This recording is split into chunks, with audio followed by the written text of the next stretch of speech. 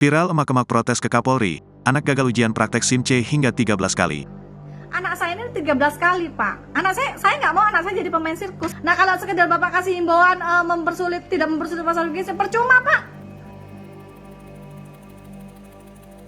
Viral di media sosial, seorang ibu rumah tangga protes ke Kapolri Jenderal Listio Sigit Prabowo gara-gara anaknya gagal lulus ujian SIM C di Satlantas Polres Gresik, Jawa Timur.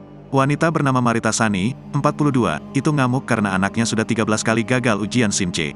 Awalnya, Marita menceritakan momen ketika dirinya debat dengan aparat pada Selasa tanggal 1 Agustus tahun 2023 karena anaknya tidak lulus ujian, padahal sudah belasan kali mencoba. Ia kemudian mengungkit imbauan Kapolri yang meminta anak buahnya agar mempermudah ujian SIM bagi masyarakat. Menurut Marita, imbauan Kapolri ini tidak dilakukan oleh Satlantas Gresik.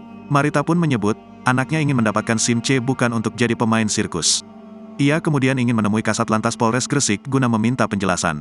Selesai protes ke Kapolri dan sempat adu mulut di Satlantas Polres Gresik, anak dari Marita Sani akhirnya mendapatkan SIM C. Marita lalu mendapatkan penjelasan terkait imbauan Kapolri yang meminta agar jajarannya mempermudah masyarakat saat ujian SIM.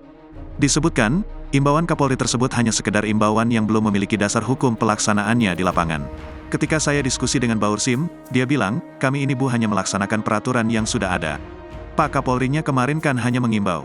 Hanya wacana, tidak ada dasar hukumnya. Kecuali, terbit perpunya, kata Marita mengulang penjelasan dari petugas. Yang jadi masalah adalah perpunya.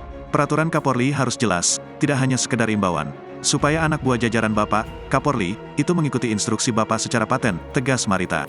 Marita mengaku sangat dirugikan dengan peraturan pembuatan SIM saat ini yang sedang berlaku. Oleh karenanya, ia mendukung anggota Dewan untuk menggodok rancangan peraturan terkait perubahan masa berlaku SIM menjadi seumur hidup.